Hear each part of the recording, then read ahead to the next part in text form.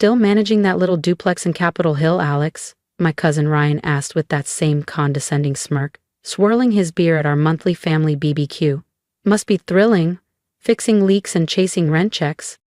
I gave a polite smile, sipping my iced tea while mentally reviewing the final bids that had just come in for a 35-story development I was about to break ground on near the Seattle waterfront. The Capitol Hill duplex? That was where it all started. My first property, 10 years ago. A 2-unit fixer-upper I'd bought with savings from my old tech job and a little loan from my grandmother.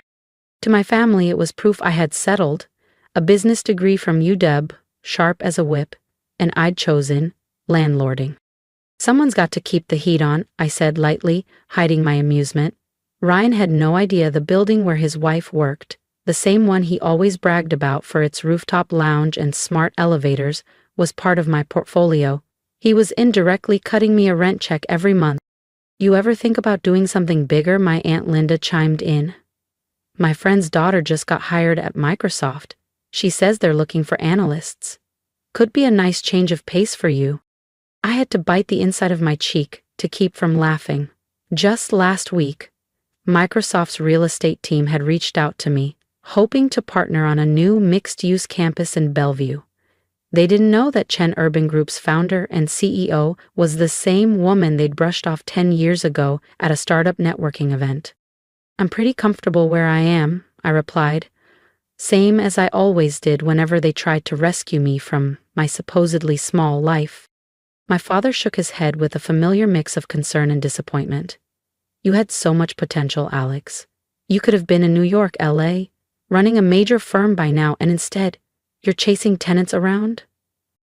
If only he knew. That first duplex had grown into a $900 million real estate empire. Commercial towers, LEED-certified campuses, waterfront condos, all under my direction. And yet, no one here suspected a thing. How's the new office working out? I asked Ryan casually, knowing full well he was enjoying his overpriced corner suite. Best views in the city, he grinned, though rent's insane. Some firm called Chen Urban owns it, probably some faceless group of corporate execs. I smiled into my drink. Chen Urban was anything but faceless. I'd named it after my grandmother Lian, the only one who believed in me when no one else did. The seed money for my first building? Hers. Did you hear about that massive project going up downtown? Linda asked excitedly. It's going to change everything. I nodded, already picturing the blueprints in my head. Yeah, we break ground next month. I heard about that, I replied casually, swirling the ice in my glass. I actually spent the morning reviewing the final architectural plans. The $200 million waterfront development was my biggest project yet, but to my family, I was still just managing tenants in a Capitol Hill duplex. My phone buzzed, a message from Lena, my project manager. City Council approved the permits, we're greenlit for construction next week. Probably another call about a clogged sink, Ryan joked, glancing at my phone with a grin. The glamorous life of a building manager. I smiled, excused myself, and stepped into my parents' garden. The hydrangeas were blooming again. Through the open window, I could still hear their voices floating from the patio table. Poor Alex, my mom sighed. She could have been something special if she'd just taken that offer from JP Morgan back then. Well, at least she's doing honest work, my dad added, even if she never aimed high. Her cousin Julie just got promoted to VP at her firm. I smirked, remembering last month's meeting with Julie's firm. They'd been pitching hard to handle Chen Urban Group's West Coast expansion. They never realized they were selling themselves to the cousin they whispered about behind her back. Back inside, the conversation had shifted to Seattle's housing market, a family favorite. The old Astoria Hotel sold for $50 million, Ryan announced, sounding impressed. All cash buyer, no contingencies, probably some investor from LA.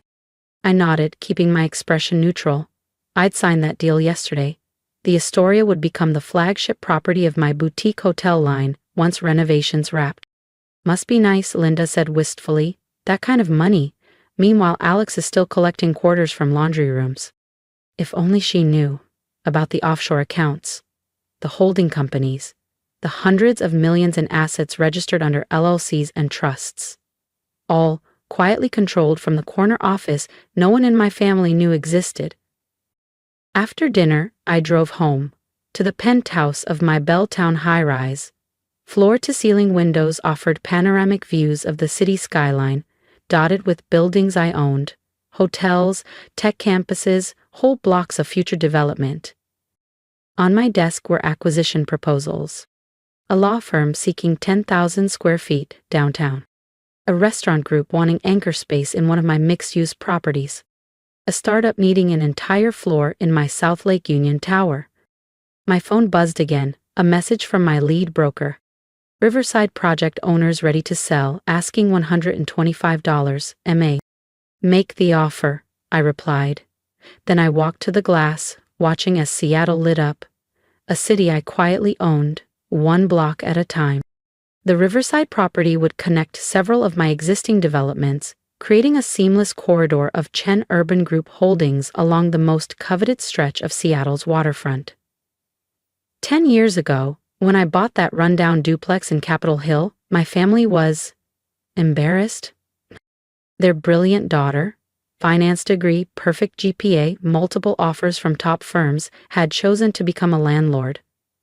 Not an executive, not a partner, just a woman fixing sinks and chasing tenants. They tried everything to talk me out of it, but I saw what they didn't.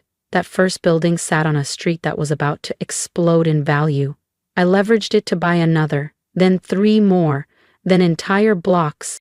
Each purchase calculated, each renovation strategic. I built my empire in layers. LLCs, holding groups, legal smokescreens. To the outside world, Chen Urban Group was just another faceless corporation. To my family, I was still the one with the duplex. The next morning, I arrived early at my true office, the top floor of a sleek tower downtown, not the modest space I kept as a decoy. A fresh copy of the Wall Street Journal waited on my desk. The headline stopped me cold. The quiet power behind Seattle's skyline. Sterling Empire continues expansion. The article speculated about the elusive CEO behind the Chen Urban brand. Sources say the executive is a young business graduate who has become one of the most influential figures in regional real estate, though their identity remains unknown. I smiled, remembering Ryan's joke about leaky faucets and Amanda's digs about quarters in laundry machines. If only they knew. The intercom buzzed, my real assistant this time, not the friendly manager I kept at the Capitol Hill property for appearances. Ms. Chen, the investment committee is ready in Conference A. Also, the architects for Riverside are waiting in the briefing room. I stood, smoothing my navy blazer, checking the guest list to make sure no family names had slipped in by accident. Then the moment came, earlier than expected. Ms. Chen, my assistant's voice returned, cautious now. There's a Peter Wilson here from Maxwell and Partners. Says he's here for the lease negotiation. My stomach dropped. Peter Wilson. My brother. It was supposed to be his firm's managing partner. Not Peter. Not today. Should I send him in? I had seconds to decide. I could vanish into my private office, let legal handle it, but deep down I knew this day was always coming. Maybe it was time. Send him in, I said. The door opened and Peter walked in, eyes glued to his phone skimming notes. I'm here to meet with Alex Sterling about our lease renewal. Our managing partner had a scheduling conflict, so I'll be handling. He looked up and froze. We stared at each other in stunned silence. My brother, flawless in his tailored navy suit. Me, the sibling he once pitied for managing a duplex, now seated at the head of a glass conference table, surrounded by multi-million-dollar architectural blueprints. Alex, his voice cracked. Why are you? Hello, Peto, I said evenly. Please, have a seat. Let's discuss your firm's lease terms. He didn't move. You work for Chen Urban? Not quite, I said, gesturing to the nameplate on my desk. I am Chen Urban. He dropped into the chair across from me, visibly pale. That's not possible. Chen Urban they own half the city. Closer to 60% of Seattle's prime commercial real estate, I corrected. And with the Riverside project, that number will hit 65%. The Riverside, he whispered, the realization dawning. The Astoria Hotel, the development downtown Amanda was excited about. That's all you? I nodded once. Would you like to see the full portfolio? For the next hour, I walked him through the numbers, the growth strategy, the acquisitions, a decade's worth of empire building, all done quietly, while the family thought I was managing one small property. Does anyone else know? He asked eventually. No, I said, just you. For now. I leaned back, though I suppose that's about to change. He looked at me, eyes narrowed. Or why didn't you tell us all these years, letting us think? Letting you think what? I asked softly. That I was a failure? That I'd thrown away my future? I stood and walked to the window wall, the city stretching out below, dotted with properties that bore my mark. You made your opinion very clear, I added. None of you ever asked if there was more. Peter was quiet for a long moment. Then, we were wrong. Yes, I said, turning back to him. You were. My phone buzzed. A message from Amanda. Family dinner tonight.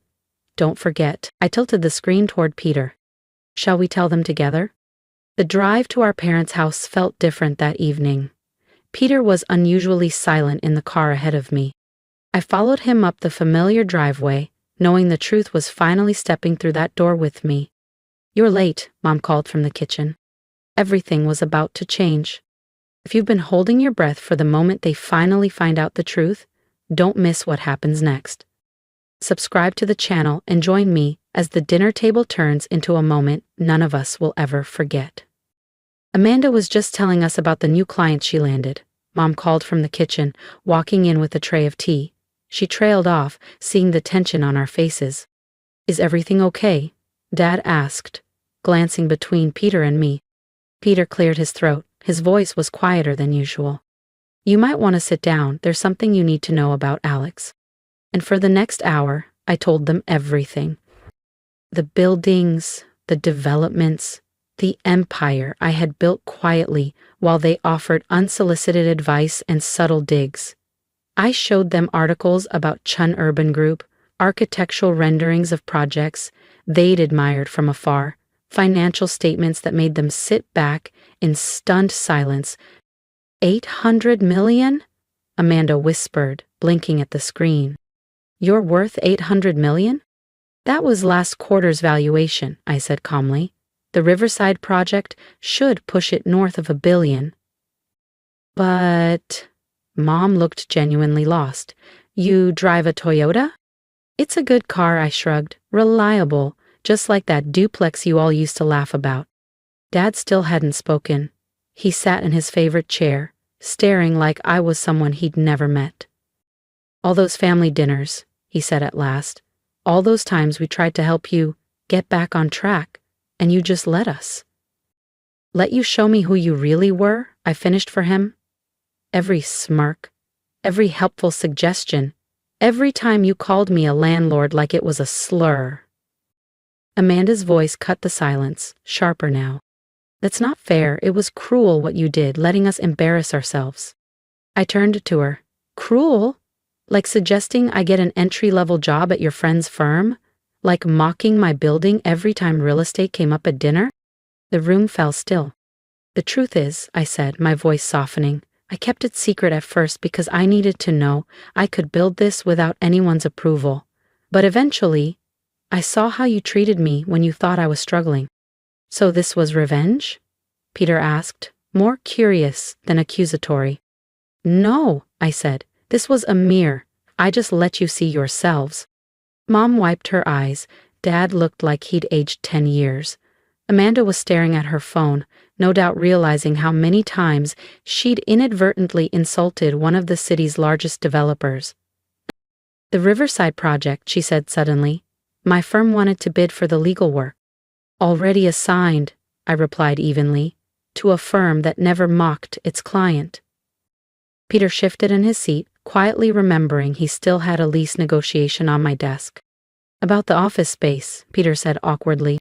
Your lease terms will remain fair, I assured him. I don't mix business with family, though apparently I'm the only one who feels that way. The next few weeks were tense. My family wrestled with the whiplash, trying to reconcile the Alex the struggling landlord narrative they clung to for a decade with the reality of who I truly was. Their emotions swung wildly: pride and guilt, apology and resentment, often in the same conversation. Meanwhile, the Seattle business press had a field day. "Mystery Developer Unmasked," read one headline. "Chen Urban CEO was hidden in plain sight," declared another. Photos of me at industry events, once overlooked, were suddenly plastered everywhere, circled and captioned like I was a ghost who had just materialized. My phone exploded with messages. Cousins I hadn't heard from in years. Distant aunts. Former classmates. Everyone wanted a meeting, an investment, a quick lunch to catch up. I ignored them all. I focused on what I do best: building. The Riverside development broke ground on schedule. The Astoria Hotel was halfway through renovation. I negotiated 3 more major land deals. My company was thriving, not because of the attention, but in spite of it. 6 months later, I hosted my first family dinner at my penthouse. The one they never knew existed. They walked in slowly, taking in the sweeping views of the Sound, the curated art, the soft hum of a perfectly tuned living space. For the first time, they saw me not through the lens of who they assumed I was, but for who I had become. "I have an announcement," I said as we gathered at the table. "Chen Urban is going public next month." A pause. "We're expecting an IPO valuation of around $2 billion. Silence. "You could have told us sooner," Mom said gently. "We're your family." "Are you?" I asked. "For 8 years, you showed me exactly what kind of family you chose to be." They said nothing. "You didn't want me to succeed," I continued. "You wanted me to succeed your way, on your terms. You never asked what I wanted, or what I saw." Amanda looked down. "And now? What happens now?" I turned to the window, to my city, a skyline shaped by my vision. "Now," I said, "we start over, honestly. No more assumptions, no more judgments, no more boxes." Peter cleared his throat. "And the company?" "We'll continue to grow," I said, "but not through family favors or shortcuts. Success should be earned, not inherited." They nodded, slowly this time, finally understanding. Today, Chen Urban Group is valued at over $3 billion. We own properties in cities from coast to coast, revitalizing neighborhoods, reshaping skylines, and building legacies meant to last. And my family? We're building something too. Something harder than high-rises or luxury hotels. Real relationships. Built not on assumptions or roles we were forced into, but on truth, respect, and the choice to grow together. Peter's firm still leases space in one of my towers. Now he deals directly with my team. No shortcuts. Amanda's firm occasionally wins, bids on our projects, earned, not gifted. Mom and Dad are learning to be proud not of the life they imagined for me, but of the one I built on my terms. As for me, I still drive my reliable Toyota. I still stop by that Capitol Hill duplex. I still remember the weight of every small step that led to this life. Because some of the greatest things we build aren't made of concrete or steel. They're made of courage, clarity, and choosing yourself. I want to hear from you. Tell me, have you ever been underestimated? Have you ever chased a dream quietly because no one believed in you? Drop a comment below and let me know. I read every one, and your stories matter, just like mine did, even when no one else thought so. If my journey taught me anything, it's this: you don't need permission to become who you're meant to be. Let the doubts fuel your drive, let the silence sharpen your vision, and when success comes, let it speak for itself. If you believe in building something on your own terms, something lasting, whether it's a business, a boundary, or a new beginning, then subscribe. Be part of this space where quiet builders and late bloomers finally get the spotlight. Your support means more than you know. Let's rise together, one brick, one story, one truth at a time.